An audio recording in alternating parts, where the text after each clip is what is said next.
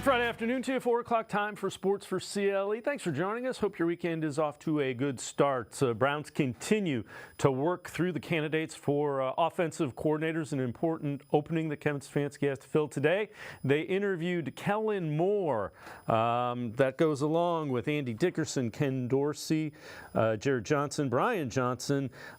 With so many openings around the league, there are a number of them, it would make sense for Cleveland to move quickly on this hire as they are this deep into the process. That from Jonathan Jones. All right, so more about Moore.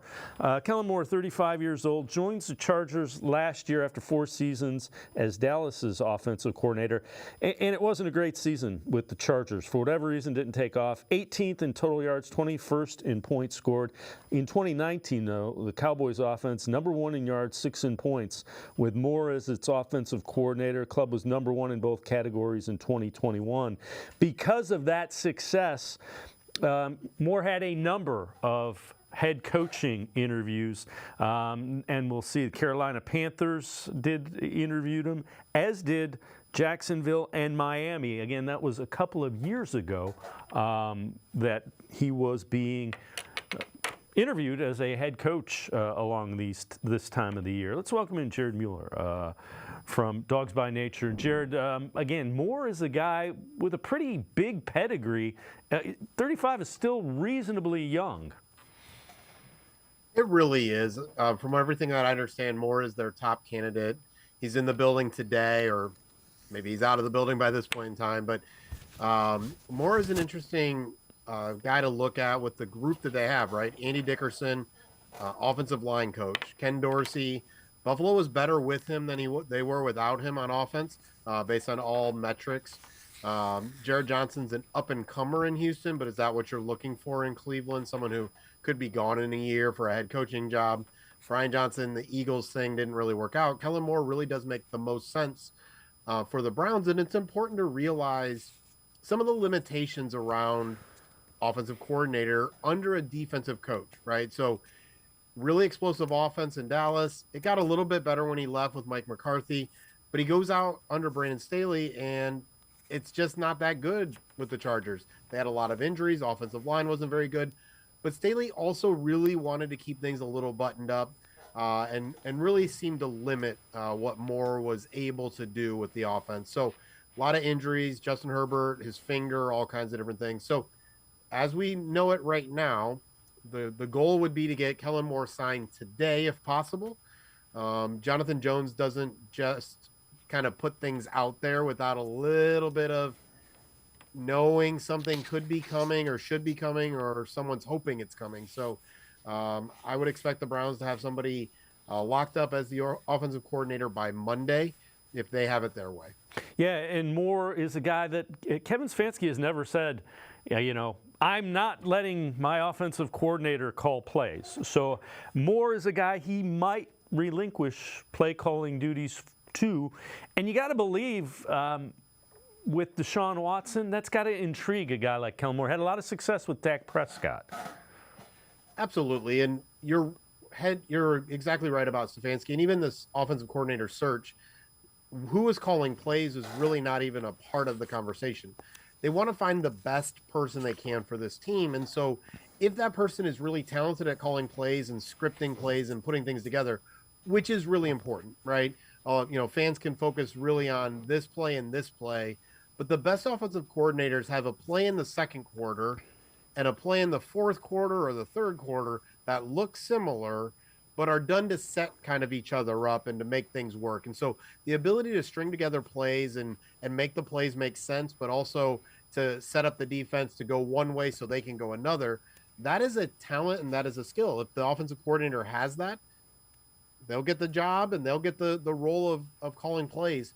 If the offensive coordinator is more of a teacher and a planner and maybe not an in-the-moment person, but really good, Monday through Friday, then they won't call the plays. Stefanski will, and they'll get the job to really focus on teaching, development, planning, all of kind of the big picture stuff, while Stefanski kind of handles the day-to-day. It's really about getting the best person for this offense. Deshaun Watson, that's while fans and media might talk about a lot of different things, he's still a calling card. He's still had a couple games, Titans, Ravens, that he's a player that offensive coordinators want to put their name with because they think if they unlock him next year, they're back in that head coaching search that Kellen Moore, for example, was just in. Yeah, that's exactly where I was going with that. I know you also wrote an article about a former coach of Deshaun Watson who hasn't been included so far. I got to believe that might be the next wave if they don't get what they want in this first wave. Yeah, absolutely. I think Tim Kelly, he was with Watson in his best year in 2020.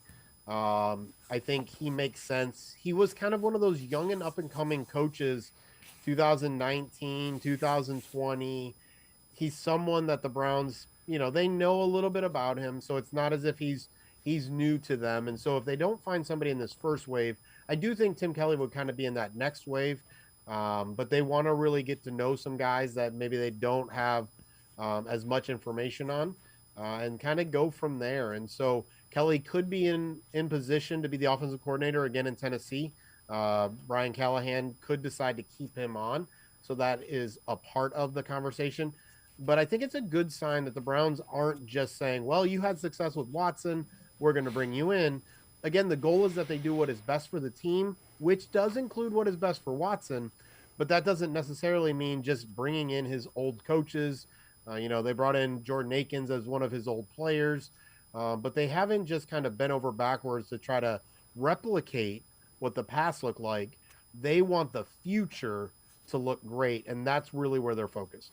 So the Browns have reportedly hired Tommy Rees as their tight ends coach, Deuce Staley as a running back coach. I have thoughts on that. What are your thoughts on those two? I've heard a lot of good things about Deuce Staley as a leader, as a guy that people like to get behind. Everybody looks good with Nick Chubb. We know next year, we don't know when Chubb will be available and how much he'll be available. And so, everybody loves Stump Mitchell, but the reality is we don't all know what a running back coach does. But Jerome Ford really didn't take that step forward. Kareem Hunt has seemed to look like he's kind of lost a step. I believe Stump said that in an interview with somebody as well after he was fired. And so the Browns needed somebody different, and Deuce Staley is really respected. At some level, it's similar to bringing in a kind of a Jim Schwartz and a Bubba Ventrone.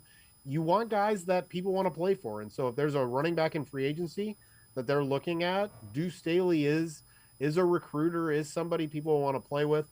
Tommy Rees is someone who I wouldn't say I know a lot about.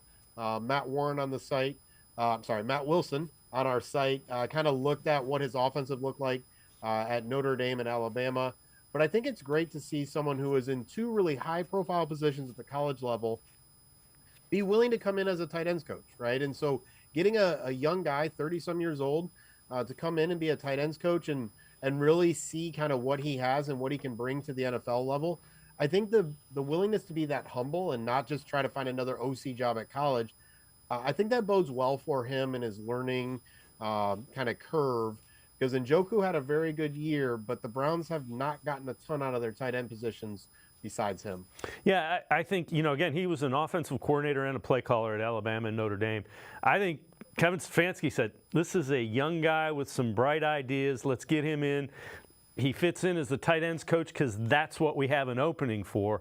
But you can be sure they're going to be picking his mind because his offenses in both places had some motion and those kind of things that they're trying to incorporate. Yeah, and it could be something where, depending on who the offensive coordinator is, that he takes some of the quarterback coach role and, some of those kind of things as well as a former college quarterback coach and obviously as an OC. Listen, if Brian Kelly and Nick Saban think you are good enough to run their offenses, you might not be great, but there is something there, right? Those are two guys that you trust when it comes to coaches in general. Saban has had a long history of bringing in coaches and then they go on to be great offensive coaches or head coaches someplace else. So you really look at that pedigree and go, there's something there for him to have those two positions. So, you have to have some excitement for that. So you tweeted this out, and it is kind of interesting. I had thought of it, but I didn't take it quite to this level. Intrigued by the fact 3 of the final 4 teams in the playoffs have top 5 rushing attacks. Feels like the league is moving back towards the run game a little. And you kind of drew the thing to take advantage of the smaller linebackers and defensive tackles. So, and you see that's kind of what happens. The league adjusts to the offenses, the defenses adjust, and then the offenses adjust back. It's a cyclical kind of thing. It is, and the interesting thing is 3 of those 4 teams are also top 6 in passing. So a good offense is really important. And I've done different articles over the years, and really the data shows us over and over again a great offense and a really good offense is what you need to get to the AFC Championship for the Browns and the Super Bowl. That's it. That is the number one thing. Everything else, we have seen bad defenses. And then if you even break it down a little bit more, in the past, we have seen bad rushing offenses and great passing offenses make it. Now it does seem like we're maybe transitioning to needing a little bit of both. You spread out all defenses as much as you do. If you have someone who can really run the ball and you have a creative rushing attack, that's going to be really, really important. Now, you can break down the data and look at, well, some of these teams, they got ahead by throwing the ball and then they ran the ball later. It's just proof that things don't stay. We're not going to go farther and farther where there's no running back, right? And very little rushing attack being important. You still need to be able to run the ball at the NFL level. But in the end, as you look at kind of where the Browns are putting their assets, right, they've got a lot of money in the Myles Garrett and Denzel Ward, and they signed Grant Delpit and the offensive line. More and more trying to figure out how do you score points in a really versatile way so it looks like run and it's pass, it looks like pass and it's run. That's going to be really important to take advantage of really these spread out defenses and really those smaller linebackers that are the size of safeties and cornerbacks from about 15 years ago. Jared Mueller from Dawgs by Nature and I are going to step aside, take a quick time out. Other side of the break, we'll take a look at where the Browns sit salary cap-wise, some of the things they might be able to do. Also take a look at some free agency and a mock draft that has some interesting names. Sports4CLE, be right back. Stay with us.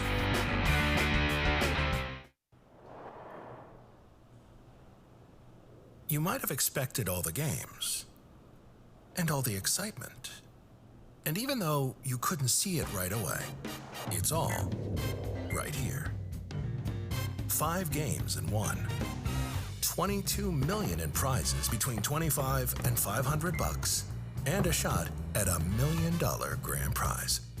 Golden Casino, a night's worth of excitement for just $10.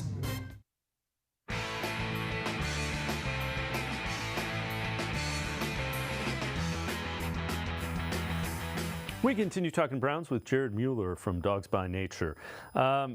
Jared, the 2024 salary cap space, Browns have some flexibility.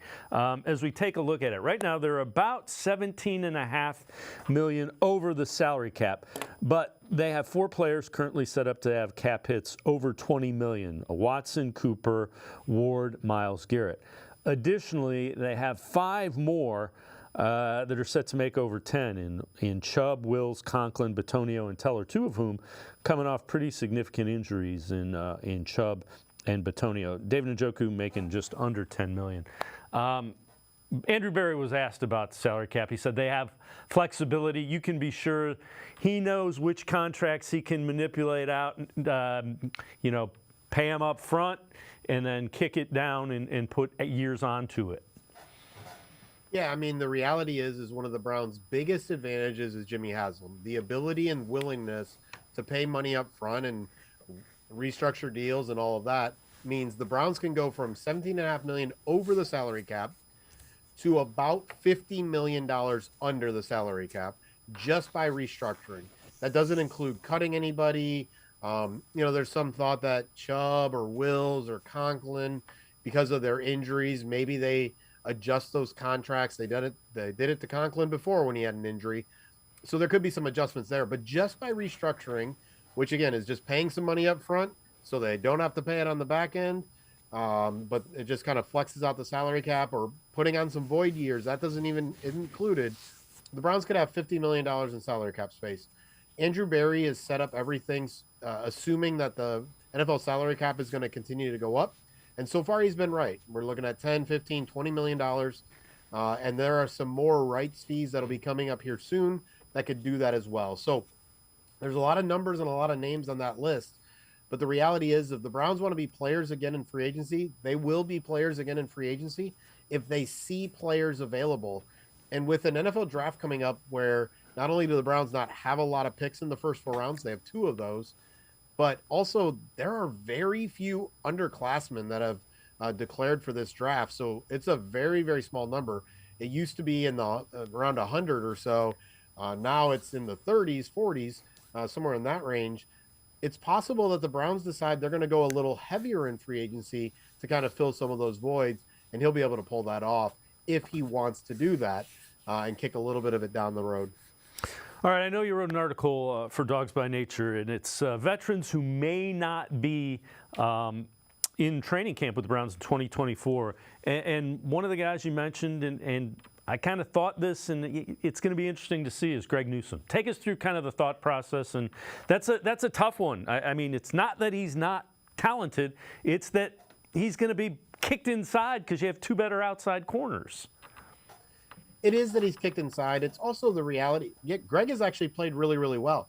A lot of times fans and media look at who is the closest defender when a wide open wide receiver catches the ball.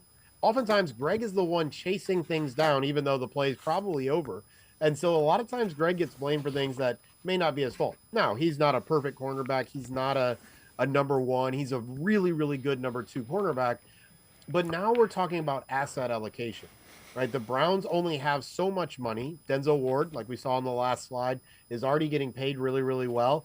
And because Newsome is a first-round pick, and the following year, Martin Emerson was a 3rd-round pick, they actually become free agents at the same time. And so for the Browns, it really is kind of a choice, a decision between paying Martin Emerson or paying Greg Newsome. With that extra contract year, Newsome probably is able to pull in a little bit more than Martin Emerson is, even though Emerson's that outside cornerback.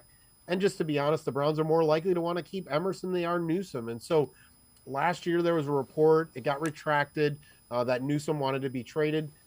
It really got retracted based on some of the verbiage with it, wanted to be traded. He's interested in being traded. He's interested in being used outside.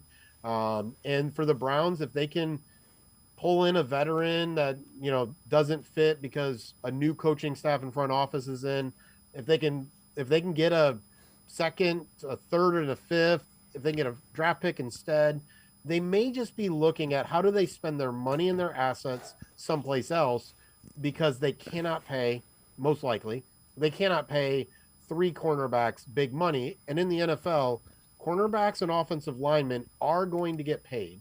And Greg Newsome, Martin Emerson are going to join those really high cornerback paid club along with Denzel Ward. The Browns just can't have all 3 of them. Yeah, and again, not saying that Greg Newsome isn't good. In fact, you're saying you might not be able to keep him because he's that good. All right, let's look at the roster kind of as it sits. What areas are the ones that need to be upgraded the most? Maybe that's the best way to put it. Yeah, it's a great question. I think right now, unfortunately, running back has to be on the list. It may not be at the top of the list. Jerome Ford, I don't think anybody can say he's ready to be a number 1 running back.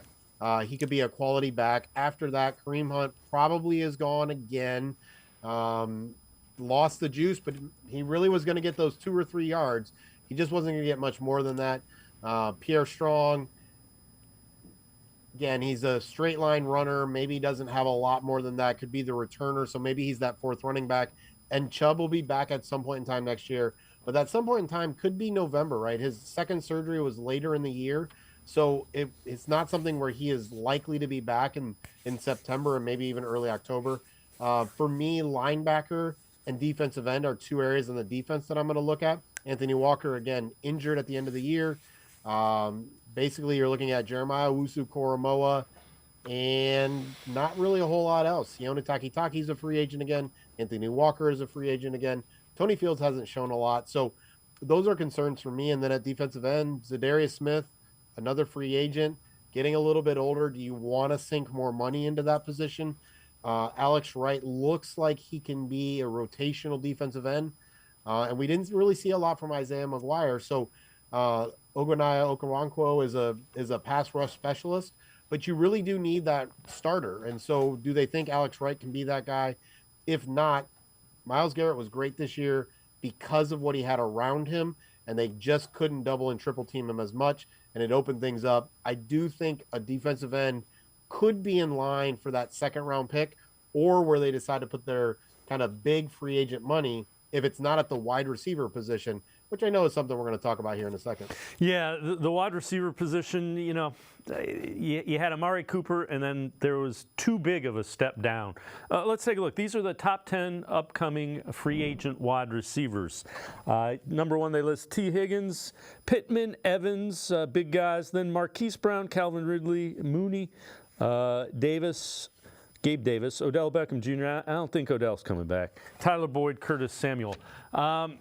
Deshaun Watson on QB Unplugged with his quarterback coach, Quincy Avery, makes his pitch to the top free agent wide receiver. Cleveland Browns should go ahead and grab my dog. T. Hey, T. Hello. T. Oh, what's up with us, man? We was over here. I know you was down the road with family ties. Avery, afraid to, saying, that chick.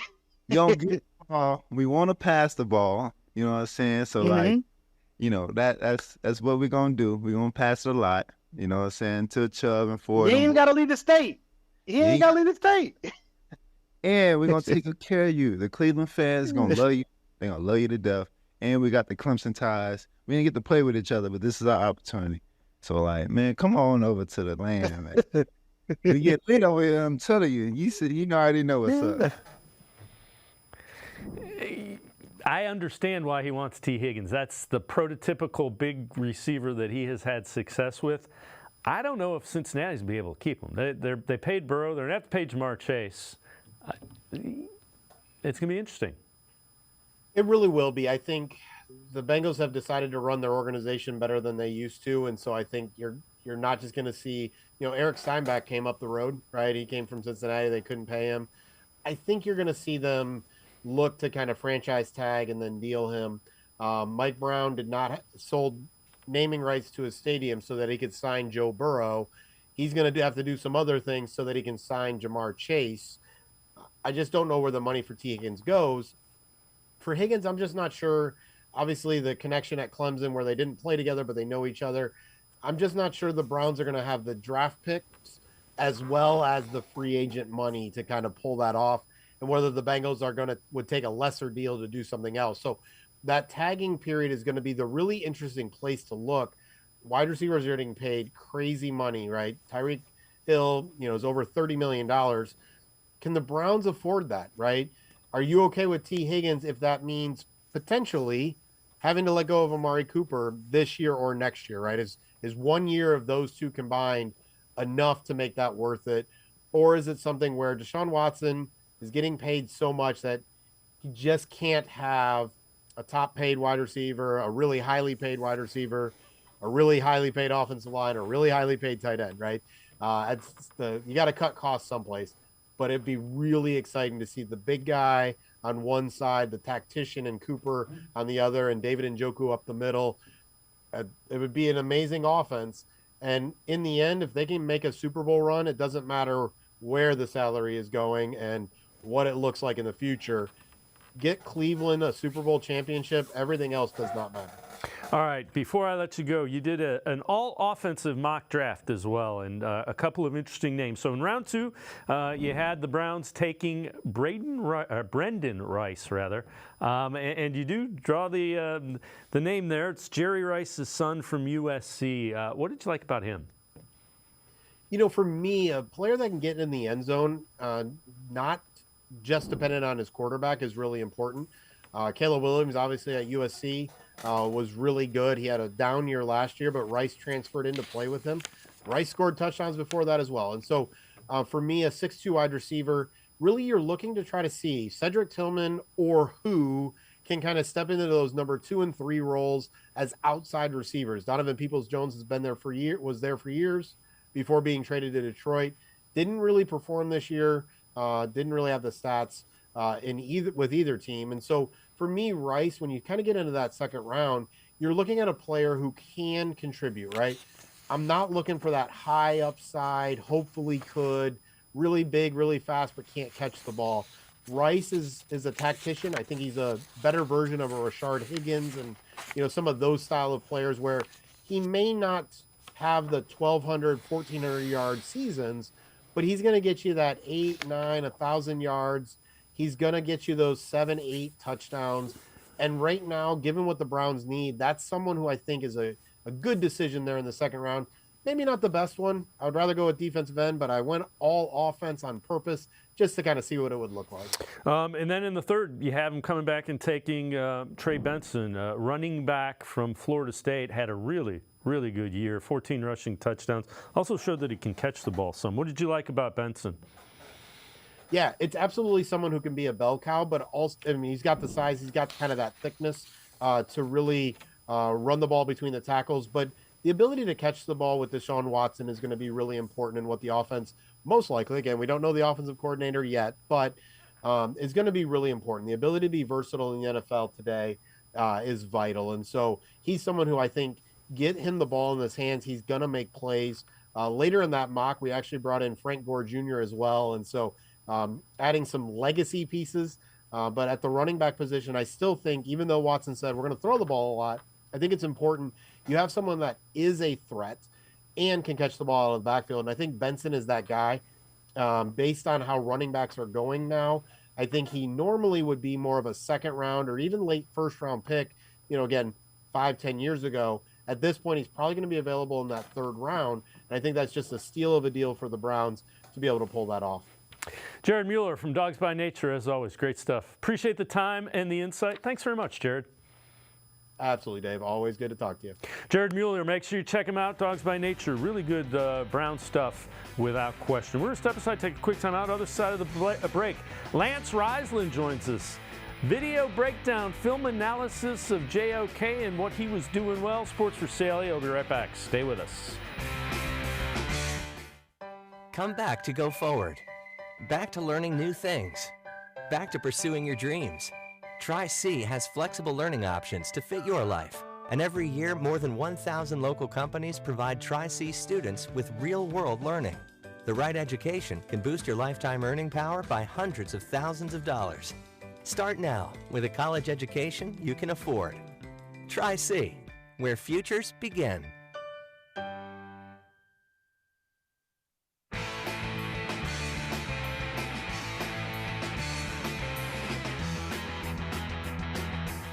We continue talking Browns on Sports4CLE. Without question, one of the guys took a big step forward this year for the Browns, 2023. Jeremiah Owusu-Koramoah, the linebacker, flourished in the first year under Jim Schwartz. Let's take a look, some video analysis, film breakdown. Whenever we do that, we welcome in Lance Reisland from the Plain Dealer, as well as cleveland.com. And Lance, JOK became a pretty big-time playmaker.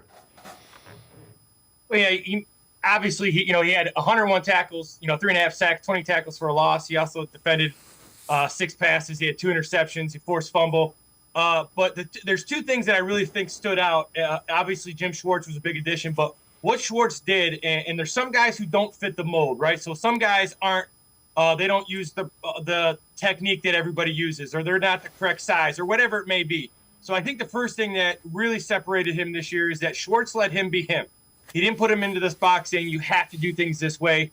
And then secondly, he is a freak athlete. And if you watch his film, which I have over the last 2 weeks, he's a guy who generates so much power and short area quickness and explosion that now he's a very intelligent football player. And now that he's learned the game through game experience, he's now matching that freak ability with the ability of processing the information in front of him. So now he's processing, and then he just unleashes this explosion and rage that not many players have. And I'll tell you what, I've broken down a lot of linebackers in the last couple of years.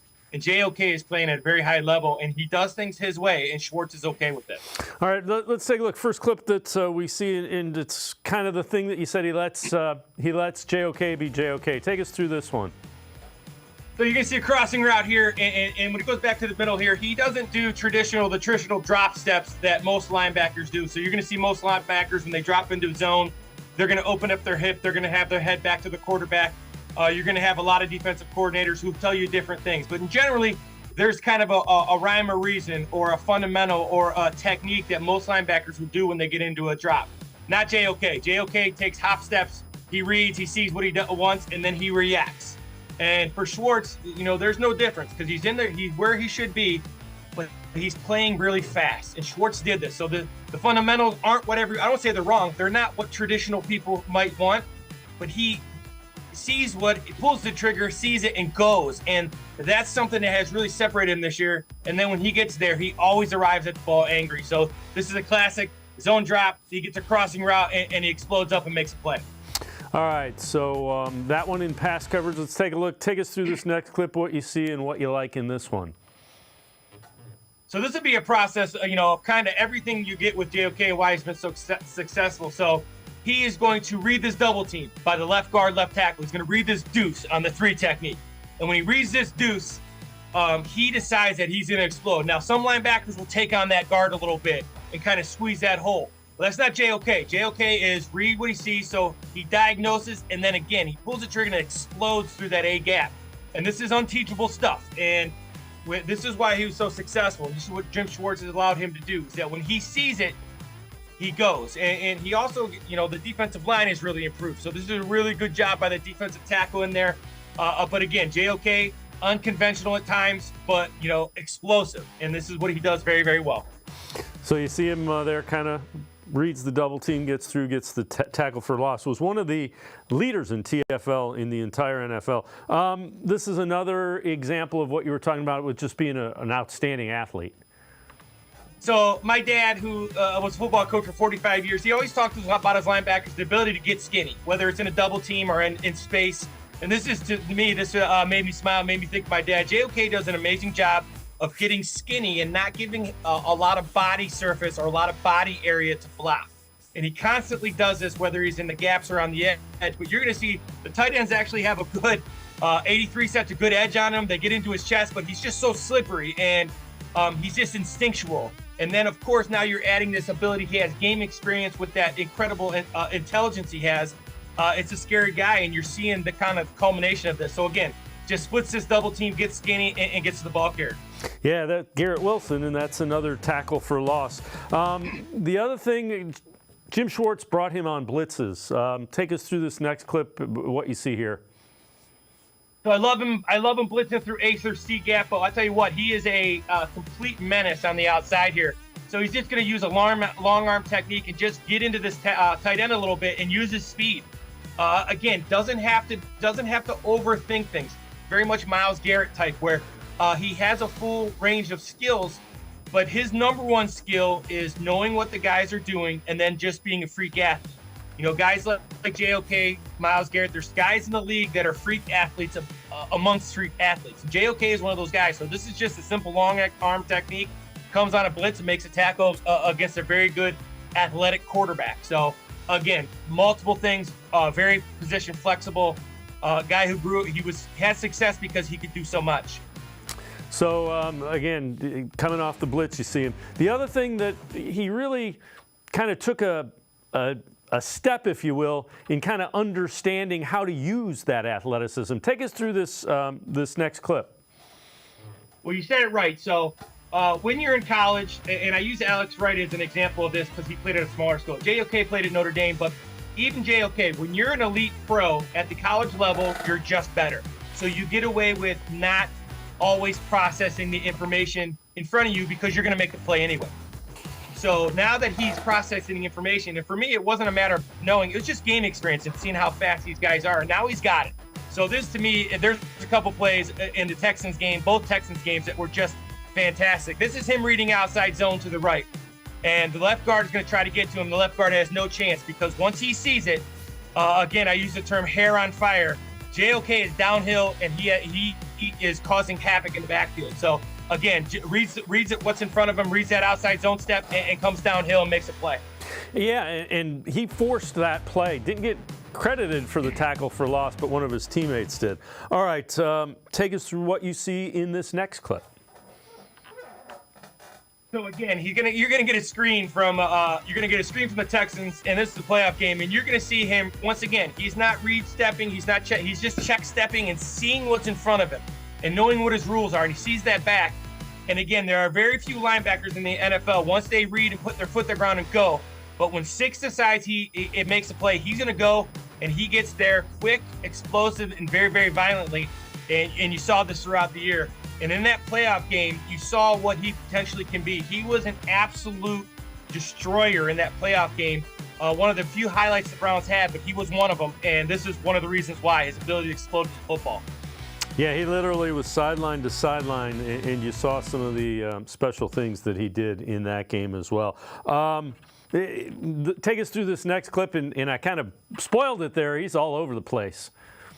So here's what you got. So here's what he can do in zone. So you get these 3rd down and longs in the NFL, or 1st and 10, or first, whatever it is, and he gets into his drop so fast. So what he does for a quarterback is he's going to take away that 2nd level route. Then with his explosion and his speed and his power, he explodes to the football. So again, this is what I like about him. He's going to take away that, it's 1st down, they're throwing the ball. He takes it away, and then him and Taki close on the football and make a great play on a check down. Doesn't seem like much. It's just a great play. And again, great tackler in space, explosive, gets there angry, plays with great emotion. Really good player, has only touched the surface. Again, really, really impressive. Yeah, and again, has made a lot of really good tackles in the open field this season as well. All right, this is the final clip. Take us through this a screenplay, what you see here and what you like. So here's a great example of kind of taking the combination of everything we've talked about today. So JOK has become a player because Schwartz has let him become this freelancer and a guy who's reading it. Then you get a guy his film study must be outstanding because he knows what teams are trying to do. So on the screen from the Jets, the center is in charge of JOK. And JOK is going to read it, and then he just goes. And he does not allow that center to get to him. So this is a combination of processing the information in front of you and then using that elite skill set to get to the football. And again, when he gets there angry and usually lays a big hit. So this is kind of a combination of everything, why he was successful this year. Processing and then explosion and athleticism. And a lot of recognition around the league, and you would think normally what happens, the guy gets kind of on everybody's radar and then it just trends up. So JOK is a guy that, there was the Pro Bowl. You might be looking at if he does it again next year, it's all pro and those kind of things. He has a high ceiling and he's pointing upward. The trajectory is going up. Well, what he does is the thing I like is that he doesn't fit this mold of what a Mike linebacker should be or an outside linebacker should be, and he doesn't do everything fundamentally, or let me say his fundamentals are fantastic. He doesn't do everything by the book. And sometimes when people don't do things by the book, traditionalists don't like that. Well, JOK Schwartz has said, you know what? This guy, we got to get him in the right spot. He processes information. He's highly intelligent. Let's just get him in the right spot, let him play. And again, Schwartz has done this with all these guys that's why the defense was elite. And I know they had a bad game in their last go around, but they had a lot of injuries, both sides of the ball. This was a really good defense because Schwartz let these guys play fast. And JOK and Myles Garrett were the leader of these guys playing fast. And I just see them moving forward. They're only going to get better, especially if Schwartz is around or a guy who has a similar scheme. These guys are only going to get better, and JOK is going to be an all-pro guy without question. It's not a matter of if, it's when with JOK. Lance Reisland, as always, great stuff. Appreciate the time and the insight. Thanks very much, Lance. As always, thanks for having me. Lance Reisland, make sure you check him out. Always really good video analysis, film breakdown relative to the Browns, as well as the rest of the NFL and college football as well. We're going to step aside, take a quick time out. We continue talking Browns on Sports4CLE. Stay with us. The Ohio Lottery Partners in Education program is dedicated to recognizing exceptional students, teachers, and schools throughout Ohio. Scan the QR code on screen to nominate students and teachers as Academic All-Stars and Teachers of the Month. They must be currently enrolled or teach in grades K through 12. Is your K through 12 school developing students' literacy skills to achieve success in reading? If so, you can nominate your school for the School of the Year. Students can win $100, teachers can win $500, and schools can win $2,500. Scan the QR code, fill out the forms, and nominate deserving students, teachers, and schools today. The Ohio Lottery Partners in Education program takes pride in honoring exceptional students, teachers, and schools across Ohio. Submit your nomination today. It's fun, fast, and free.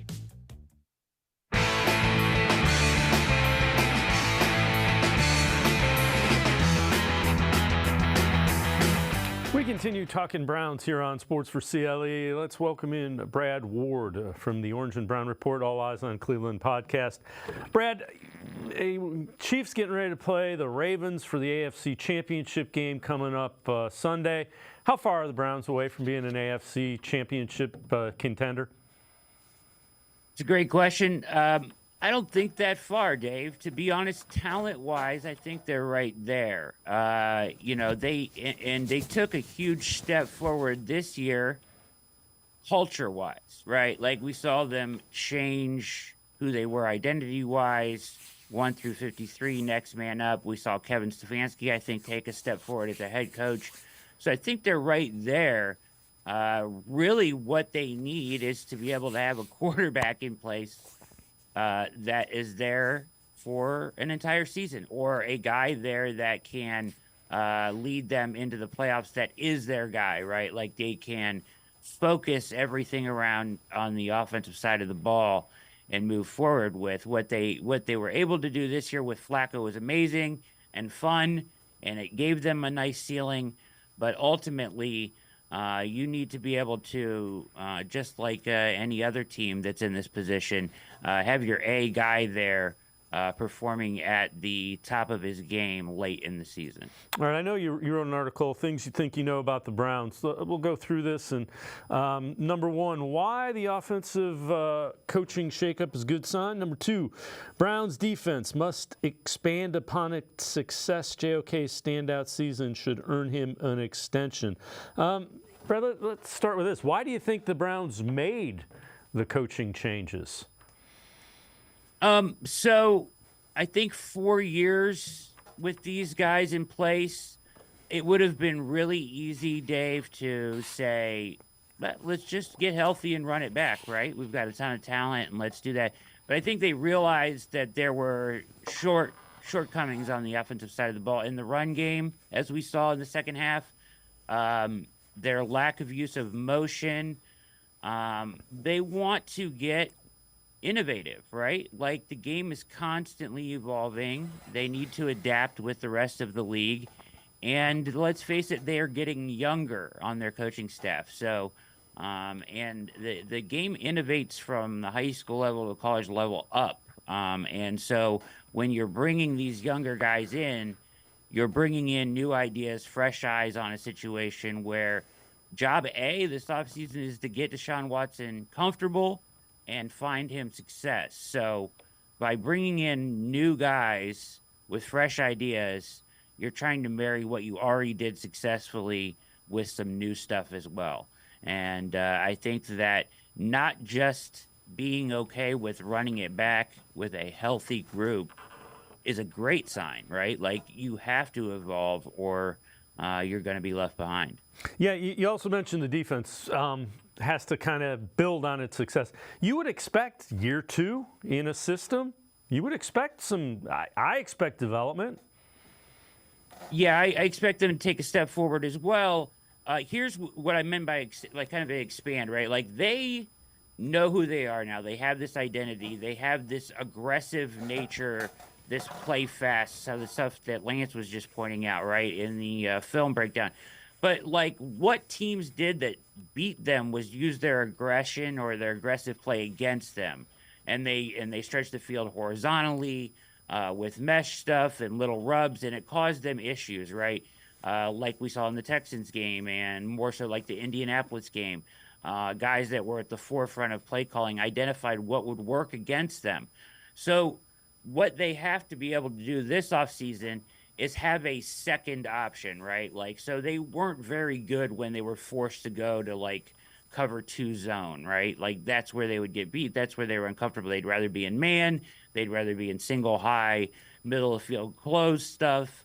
But when they were forced out of that by stuff like the Texans and the Colts did this year, they had problems. They have to have like a second option that can take away what offenses are going to do. So if they're going to go this route, here's what we're going to do, and it's going to be just as good as what we were doing before, or here's our answer to what you are doing to our aggressive nature. They have to have that second option that is still an elite version of their defense. And you would expect that from a guy like Jim Schwartz. I don't. 100%. Yeah. JOK, you know, he took a huge step forward, and I'm with you. I would be surprised if they don't find a way to extend him and get him locked up for a while. Yeah, you got to, right? Like, he is fantastic. He is a 100% a rising star. Lance did an amazing job breaking that stuff down. He just does elite things, and he's figured the game out, too. From the mental aspect, he appears to be a leader. This is a guy you want a part of your organization for a long time, and he provides a lot of answers at linebacker for you. So we've asked, you know, why the offensive shakeup. These numbers will put it into perspective. You know, they need to evolve. This from ESPN.com. Deshaun Watson posted a 41.9 QBR since making his Browns debut 2022. Now, it's been 770 total snaps. But the only passers with worse QBRs in that span, Mac Jones, Aiden O'Connell, Will Levis, Bryce Young, Zach Wilson. Deshaun Watson, much better quarterbacks than those guys. And if you want to argue that, I guess we'll just let you go in the corner and argue that. But this offense coordinator's job, his job is to make this offense elite. And I know you kind of feel the same way.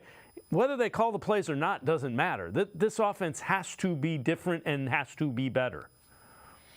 Yeah, absolutely. I've heard a lot of people kind of saying, well, if you're not going to call the plays, then what does it really matter? Oh, it matters immensely, right? Like, it's not like AVP was just getting Kevin Stefanski's coffee and stuff in the morning, right? Like, he was actually putting the game plans in, and he had a huge say in what they were doing on the offensive side of the ball.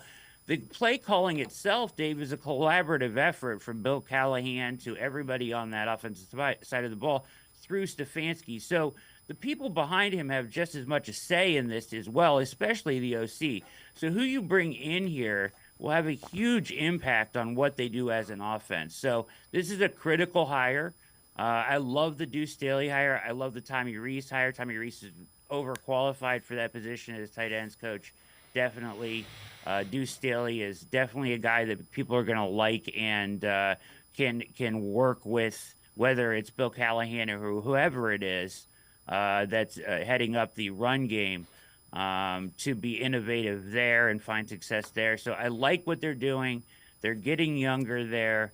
And this hire is huge, right? Like, this hire is 100% huge. You have to have somebody come in that will give Deshaun the best opportunity to be successful, and marry what has worked with new stuff. They have to have new, innovative ways to be at the forefront of the game. I would say the one thing that stands out to me, Dave, is Brown's 31st in use of pre-snap motion.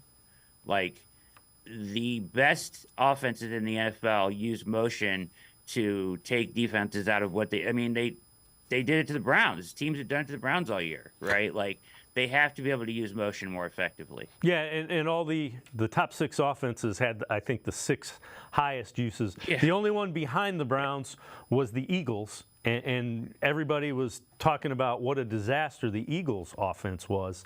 They were the only one that used less motion than the Browns. All right, before we go to break, we've heard of the names, and we ran down the names that the Browns have interviewed for the offensive coordinator's position. Who do you think's the best fit out of the guys that they've interviewed? I've actually, it's hard to know really all this stuff, right? Like what these guys interview like and all this stuff. But the guys who resume jumps off the page to me, and it may still be a little bit recency bias because of the way that the Texans offense performed late and what CJ Stroud did. But Gerard Johnson seems like a really good candidate to me because he spent time under Kyle Shanahan. He spent time under Kevin O'Connell. He spent time under Frank Reich. He spent time under Bobby Slowick now. He was a dual threat quarterback himself. That just seems like an ideal fit. He's been given a lot of credit in the growth of CJ Stroud in his rookie season. I would love to get some of that going in the Browns offense. So I like his name. They may not go that way, but that is a guy that I think would be a great fit. Yeah, the other thing to keep an eye on, if Slowick, who's still in the mix for a couple of the head coaching jobs, if he gets one of those, you can be sure D'Amico Ryans is going to try to keep him as his offensive coordinator. Brad Ward from the Orange and Brown Report, All Eyes on Cleveland podcast, and I'm going to step aside, take one last time out, other side of the break. Some moves the Browns should make. Also, an interesting stat about Jeremiah Owusu-Koramoah. Sports for CLE. Be right back. Stay with us.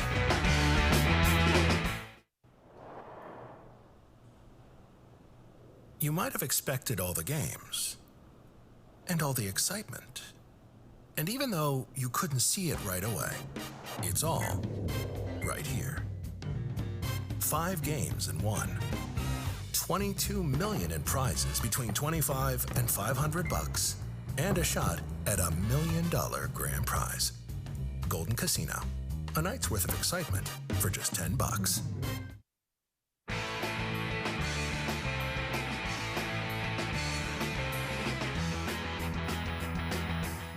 We continue talking Browns here on Sports for CLE. 3 off-season moves the Browns have to make to take the next step. This according to Fansided. 3, re-sign linebackers Sione Takitaki and Anthony Walker. Number 2, they say add more depth to the running back position. And number 1, keep the team's starting defensive front intact. Brad, I like Takitaki. I like Anthony Walker. I'm not sure that both of them will be back. They got to find JOK is going to be kind of in that mix. What are your thoughts just on the linebacking position? Yeah, I think you need to be careful what you're getting injury-wise. I mean, we're at a point now with AWalk, and I love who he is as a leader for this team, but like the injuries are just piling up each year, right? And so I think you need to be careful at like how much is left there. I hope there is enough left, and if you can re-sign him at a cheap price, I think it's worth doing just because of even who he is in the locker room. But you need to have somebody in that linebacker room who can take on a large number of snaps that Walker probably took this year. Yeah, I would agree. The running back depth, absolutely. That that to me, that's not quite as critical as a wide receiver, but it's getting pretty close. Yeah, I think that with Deuce Staley, the expectation, Pierre Strong better learn how to pass protect quickly is kind of what we've heard, right? Like Deuce Staley will not put you on the field if you can't pass protect. So that's something that he will need to work on. But when we talk about Jerome Ford, I think how I would phrase it is the Browns should, as long as Nick Chubb is on schedule to be your guy 100%, which I believe that they think that he will, and I hope that he will. If that is the case, your backup running back should be a competition between Jerome Ford and somebody else you bring in to challenge him. So, competition breeds, success here. So you need to either make Jerome Ford step up, because we saw some shortcomings with his vision and things like that, but we also saw him shine at times. So I don't want to write him off, but they do need to provide, I think, somebody, whether it be via the draft or whatever, that can challenge him for that backup role. Yeah, and this, relative to the defensive front, Zadarius Smith, somebody like him, they need to have in addition to Myles Garrett, without question. Yeah, no question. You've got to have your 1A to Myles Garrett, and we saw how effective that was the year. I would love to have Zadarius Smith back if they can get him back. And we heard Maurice Hurst talking about wanting to be a part of this group, being vocal. So the guys that were in it this year realize this is a special group and they want to be a part of it, so that helps. Yeah, and again, if you can get them back and it makes sense, absolutely. Now, this is interesting. We talked a little bit about Jeremiah Owusu-Koramoah. We had the video breakdown earlier. He had a breakout season. Now, at linebacker, under Jim Schwartz, he was 4th in the NFL in tackles for loss. So Hunter, Crosby, and Mack, 23 apiece for the top 2. Mack with 21. Then it's JOK. Then it's Watt and Parsons. All those guys are edge rushers. The only other linebacker on this list is Levante David from the Buccaneers. So that is how much of a problem and how much chaos Jeremiah Owusu-Koramoah ran. And remember, he lost snaps in the middle part of the year because he was beating himself up when he was missing assignments. Yeah, impressive stuff. The tackle for loss numbers are astounding. He got killed. He's going to make the Pro Bowl now, but initially, the way the NFL does that, in the same kind of vein as you were just pointing out there, grouping him with a bunch of outside linebackers that are actually edges, kind of nonsense, right? He should have made it on the first trip around as an off-ball linebacker, but tremendous stuff from him, incredibly impressive. Loved the film breakdown from Lance, that stuff. I mean, he just is an elite athlete, and you want him to be, the driving force of the second level of this defense for years to come. Yeah, and he can be another guy that you add to that Myles Garrett. With Garrett and Smith, you have him coming in, and that's just, again, that's chaos for an offensive line. This is from CBSSports.com. NFL rookies who exceeded expectations during the 2023 season. Dwan Jones under the other notable names. It's kind of interesting. And you see Tank Dell's another one that's on there. Dwan Jones is going to be a tackle for the Browns for a long time. 100%. He was incredible as a rookie. He stepped in, and did a remarkable job. The job that Bill Callahan and Scott Peters did with him, amazing, right? To be able to transform him into the player that he was this year. But he has the makings of being a Pro Bowl caliber tackle in the NFL, I really think, after his rookie year. On that rookies list, obviously that's a league rookies list, so you see names like Sam Laporta and Tank Dell and stuff like that. But I would say that for the Browns class, if we're just looking at rookies on top of that, Dave, Cam Mitchell really jumps off the page as a guy that I like for their future in the nickel. Among Cedric Tillman, who did some positive things, and of course Ronnie Hickman, who really stepped into the spotlight late in the season. So the rookie class is performing well so far. Yeah, and again, keep in mind, they weren't picking until the 3rd round, and we can come up with 3 or 4 guys that are going to be contributors, pretty significant contributors moving forward. Yeah, absolutely, and hopefully do it again this year. But to find guys like Hickman, who is a UDFA, right, and the impact that he had this year, although the injuries were brutal, you kind of found a diamond in the rough there as well. So the positive of that is you got some guys that got a lot of playing time as rookies and will be contributors moving forward. So all positive stuff there. All right, before I let you go, free agent quarterbacks who must be re-signed and will attract interest on the open market. This from NFL.com. Market testers, they say Joe Flacco. Both Flacco and the Browns have expressed interest in sticking together. Veteran serving as backup to Deshaun Watson. Union will require time, patience, number crunching, leaving the door open for Flacco to field a better offer elsewhere. The one thing we know now, Brad, you got to have a veteran backup quarterback. I mean, you want a developmental guy, and I think DTR is a good developmental guy. If you consider yourself a playoff contender, I'm not so sure you can rely on a fifth-round rookie to be the guy taking snaps when the season's on the line.